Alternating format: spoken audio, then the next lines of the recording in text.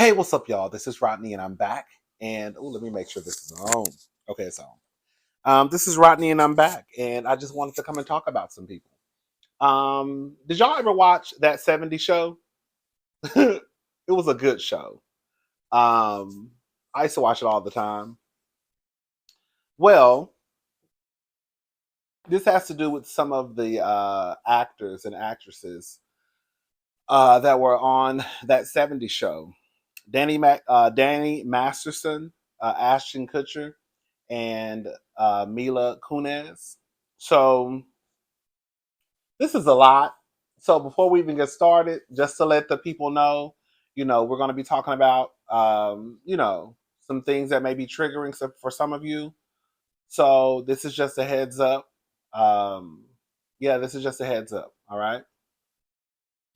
We will be discussing the R word. We can't say the word, but y'all get what I'm saying. Um, the R word, RAP. You can finish the rest, okay? All right, y'all. So let's go ahead and get into this because there's a lot that I have to say. All right, so Danny Masterson sentenced to 30 years to life in prison.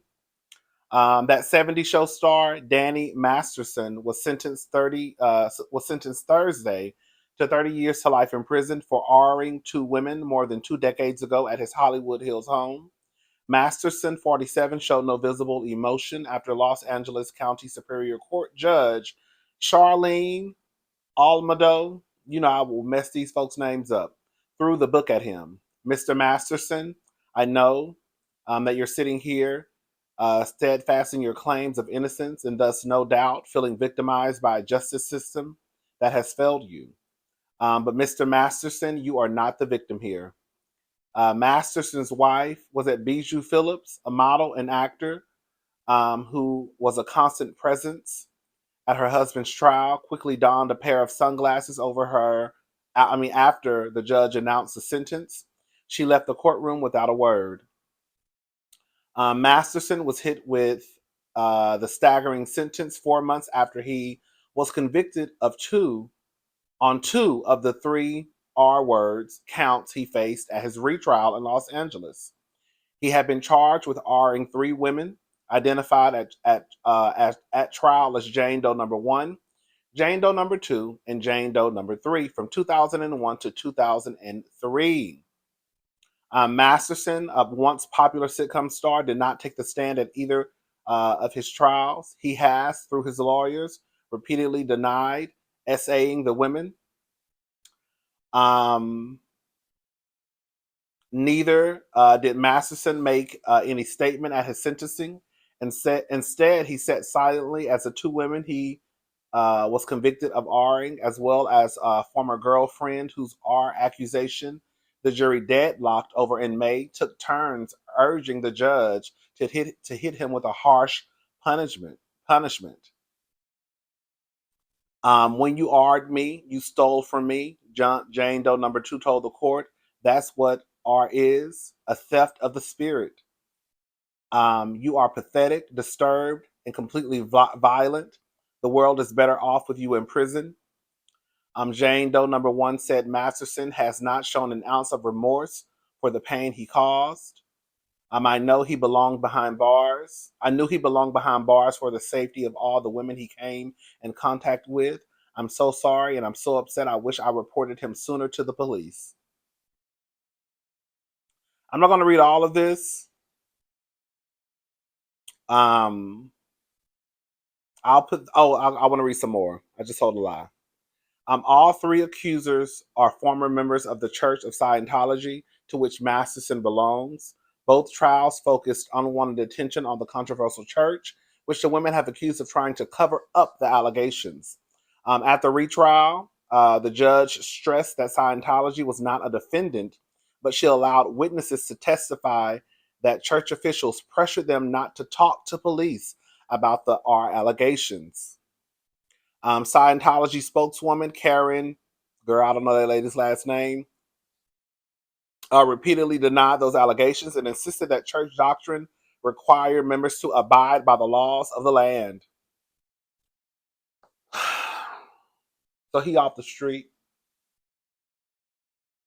I hope those women eventually, gain some peace if that's possible. Ashton Kutcher and his wife decided to come out and write letters, I guess, to the judge to describe the person that they knew or they know this man supposedly to be, to give him a lesser sentence. So I was on the neighborhood talk. Let me go ahead and play the audio of what they had to say, and then we'll talk. So this is what they had. Oh, no, I don't want to play that now. I just told a lie. I'm getting ahead of myself. I want to talk about what was said. Yeah, we're not going to play that right now. We'll play that in a little bit. All right. So I am going to read the whole letter from Ashton. I was looking for that letter because they were not the only. I think it was like 50 people, they said, who wrote letters on behalf of Danny. So this is what I put in the comment section after they came back to apologize. Well, not apologize, I guess, to explain what happened.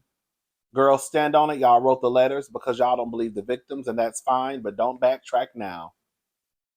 And this is what I wanted to get into about some of the people saying what this meant versus what it didn't mean.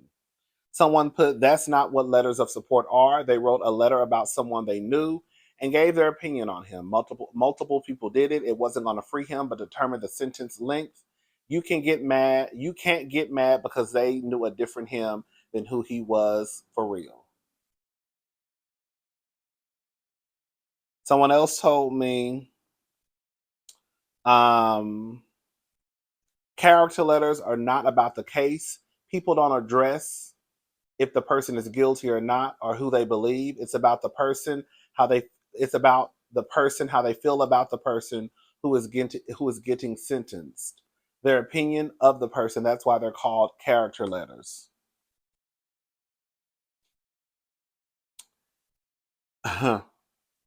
And someone responded to the first. There was a black guy who hit me up.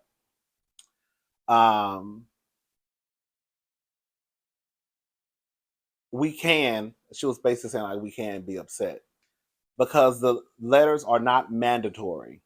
They could have taken the Wilmer and Topher route and declined to write Ish after he was found guilty. Separate themselves immediately, especially since they are so vocal on on SA, violence, and trafficking. No way they read those horrific testimonies and saw the horrible evidence and still decided to write a letter on what they thought he has to be. That's the point of abusers, to be someone else in public or private.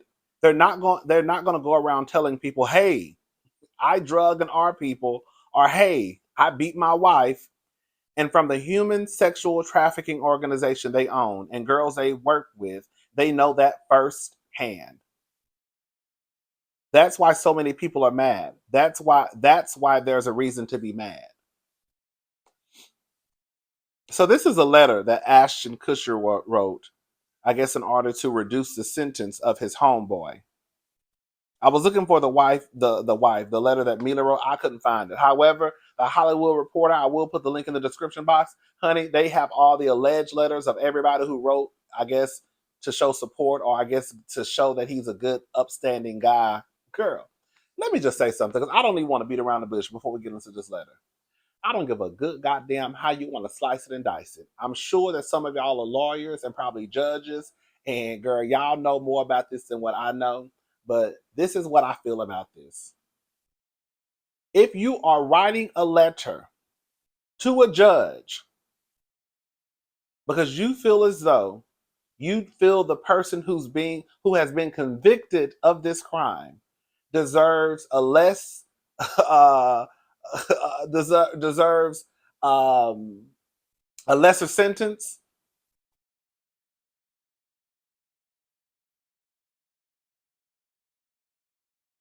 and the stuff that you're writing in your letter is really the complete opposite of what the victims are saying happened, you are, girl, low key, in a way, going against the case.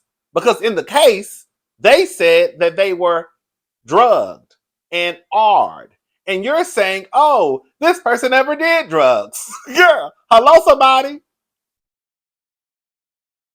And if you are a part of organizations that are supposed to help victims of trafficking, then how could you then turn around and write a letter of support because this person who you've known turns out to be the person who you thought you knew? Some people in the comment section try to act like that's apples and oranges. To me, it's not. Because if you sit down with some of these victims of trafficking, they will probably tell you, I got into this situation because I have heard stories of people saying, I remember it was a story on TV.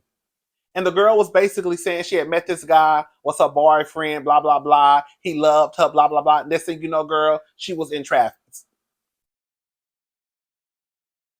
So it ain't always, oh, somebody just snatched somebody up from the grocery store. Sometimes these trafficking stories, they consist of people like these women and men, you know, kids, whomever, people, they know some of these people. And the stories that they tell you, it will probably be horrific, and it will be hard for you to believe, like, how could this person do this? How many people do you know that have been convicted of Ari will come out and say, yeah, I did it? There's somebody out there right now, not to go off into left field. There's somebody out there right now being abused by their husband. And he'll swipe in their hand, touch his wife, ever. And she in the restroom putting makeup over her eyeball. But he gonna tell you he ain't did nothing. So for you to be affiliated with the things that Ashton and his wife are affiliated with, but then turn around and write a letter of support to show or tell the judge that the people that are saying these things about this man, this is the person that I know. It is going against the victims. It is. I know they said this, but this is what I think I know. And just like Melissa Ford said in the comment section, hold up. In her letter, Mila, is it Mila or Mila, praises Masterson for living a drug-free existence. Meanwhile, he's convicted of drugging and R-ing women and threatening them with a GUN.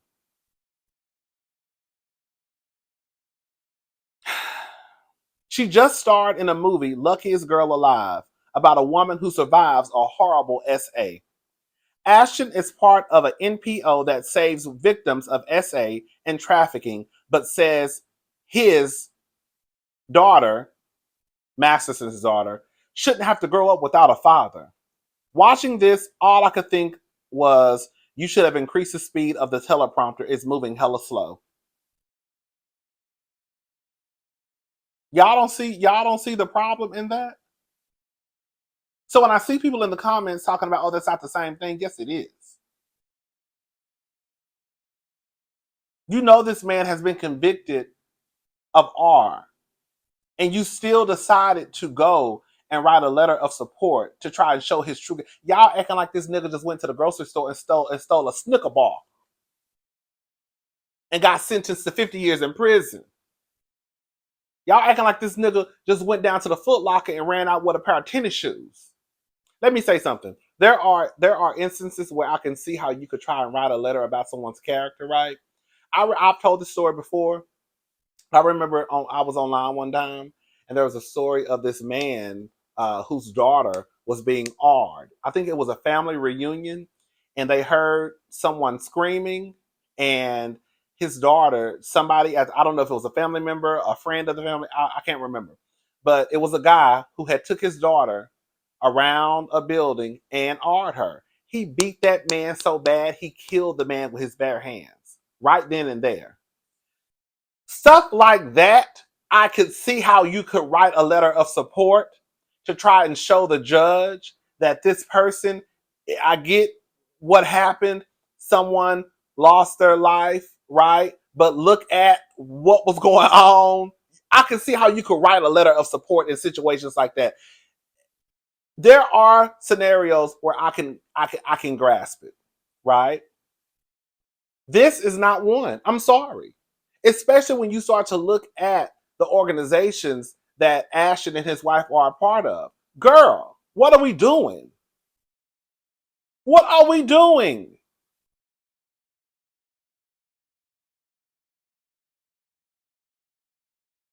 Y'all acting like, girl, Danny was on his last leg and girl, it wasn't a hope in the world that he went and robbed a convenience store. Okay, girl, Danny was down on his luck, girl. We get it. You know, he robbed the store. He won't do it again, Judge. He, for the most part, has been an outstanding citizen, blah, blah, blah, blah, blah, blah, blah, blah, blah, blah, blah, blah. This is what Ashton had to say in his letter. My name is Ashton Kutcher. I'm an actor, investor, philanthropist, and most importantly, a father. I met Danny Masterson when I was 20 years old in 1998. He instantly became a friend, dedicated coworker, and role model to me, and has remained as such for 25 years. As a friend, Danny has been nothing but a positive influence on me. He's an extraordinarily honest and intentional human being. Over 25-year relationship, I don't ever recall him lying to me. He's taught me about being direct and confronting issues in life and relationships head on, resolving them and moving forward. Danny is a person that is consistently there for you when you need him. We've traveled the world together, raised our daughters together, and shared countless family moments. Not only is he a good friend to me, I've witnessed him be a good friend to others and the kind of brother others will be lucky to have. As a role model, Danny has consistently been excellent. Has been an excellent one. I attribute not falling into the typical Hollywood life of drugs directly to Danny. Anytime that we were to meet someone or interact with someone who was on drugs or did drugs, he made it clear that that wouldn't be a good person to be friends with. And for me, that was an implication that if I were to do drugs, he wouldn't be friends with me, which is something I never wanted to risk or jeopardize. You see what I'm saying? You have the victims who are talking about how they were drugged and ard. But then he gets in this letter and says, oh, girl, pretty much he don't even do that. Our friendship would have been over. So you're pretty much going against what the victims have said. What? How does somebody make? Sometimes I'm emotional, and sometimes I may base my feelings off of emotion. I can say that, but I feel like some stuff is just like 1+1, and I feel like this is a 1+1. So I get confused when I see people in the comments talking about, girl, it's not the same thing. What does him being an advocate for trafficking humans have to do with, girl? What you mean? It's all gonna tie back around together. Um, there was an incident where we were at a pizza parlor and a belligerent man entered who was berating his girlfriend. We had never met or seen these people before, but Danny was the first person to jump up to the defense of this girl. You see? You see what he's doing? Ashton is letting the judge know he couldn't have hurt these women because when there was a woman in need, he jumped up and helped her. He wouldn't do that. Oh, how y'all don't get this? Okay, let's keep on reading. We had okay, hold on. It was an incident he didn't have to get involved with, but proactively chose to because the way this man was behaving was not right. He has always treated people with decency, equality, and generosity. After 9/11, Danny was a huge advocate for support of the firefighters affected by the event, rallying his friends and coworkers to pitch in however they could.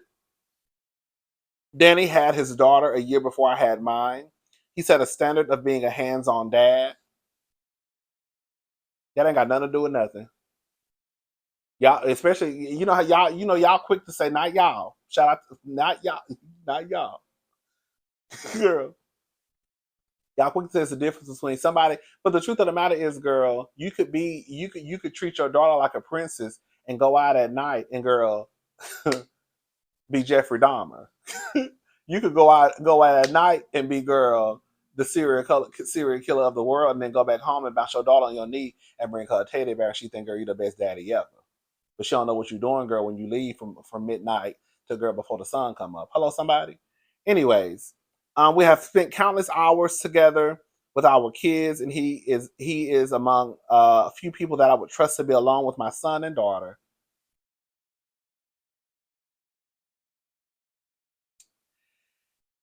He's also a dedicated and loyal husband with an unwavering commitment to his wife.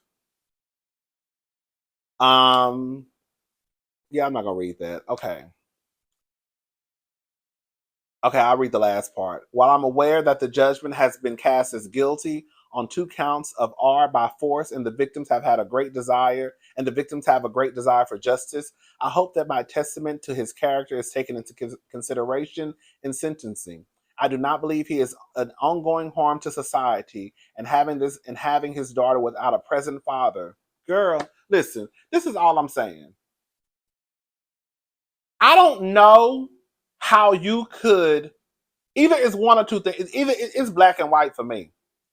Either you believe that he did what they say that he did, and they convicted him because they say that he did what he did, and you're going to back away from it, or either you think that he didn't do what he did, and so the least I can do is write a letter to try and get your sentence reduced.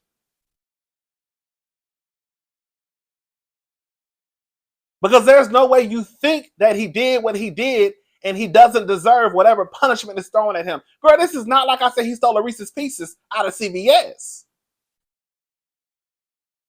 Hello? What if somebody slipped something into your daughter's drink and climbed on top of her and took her soul out of her body? Do we write letters then? Okay, Ashton. Is that what we're doing? Because the girls and boys seem to not understand SA until it happened to them or until it happened to somebody who they know. Because when it's you or your daughter or your son or whomever, then all of a sudden, girl, you want to rally the troops. Of course, you're not going to know who Danny really was, because the whole purpose was for you to hide who he was. So when I go out here in the community, come on, I want to give a shout out to Erica De Niro TV. Like she has said in her videos before, they're going to go out into the community, right? And they're going to be these great men, these great women, these great people. And because they do these great things, it's going to be hard for you to believe that they had this dark side to them. Because all you can think about is, oh, girl, he fed the homeless. He helped a woman at McDonald's. Girl, he helped the old person across the street. Right? Oh, my God, he saved a baby. He saw a little girl was about to get snatched up and he beat 2 men up. But then it's the other side of them that you don't know about and you don't want to believe. Because you feel as though this person is who you think that they are. I just don't take, I don't take SA lightly. I'm always one who tends to believe the victims. I understand that people lie. Every person, let me just say something, because I know somebody's going to get in the comment section. Every person that comes forward with a claim is not telling the truth. But for the most part, I don't want to say the number out loud, but for the most, because I don't have the number. Most people who come forward about being violated, they are telling the truth. And it's a high percentage. But I also understand there are people out there who don't tell the truth. And in those situations, when things like that happen, I believe that whatever you were going to give that person who was accused, right, you should give that person. So if you were going to give somebody who said that so happened, girl, 50 years, you need to get that woman 50 years. Or that man or non-binary, whomever said that it happened and it didn't happen. I just don't get it. I get it. I feel like some of y'all don't get it. I understand. I don't. You're not writing no letter to try and show somebody's character because it's not to go against the victims. Yes, it is. Let me just play what they said. I forgot. God started running my mouth. Y'all know I get long-winded sometimes. Let me play y'all what they said.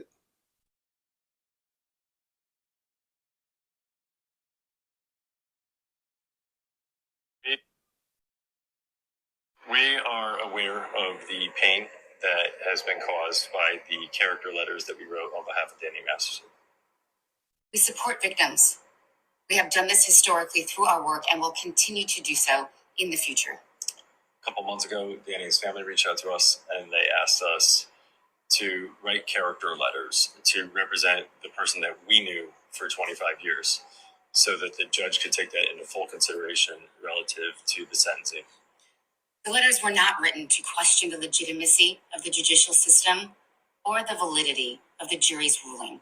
They were intended for the judge to read and not to. But it was to question what the victim said, because everything the victim said, you said the opposite. I don't give a damn how you slice it and dice it. Oh, shit.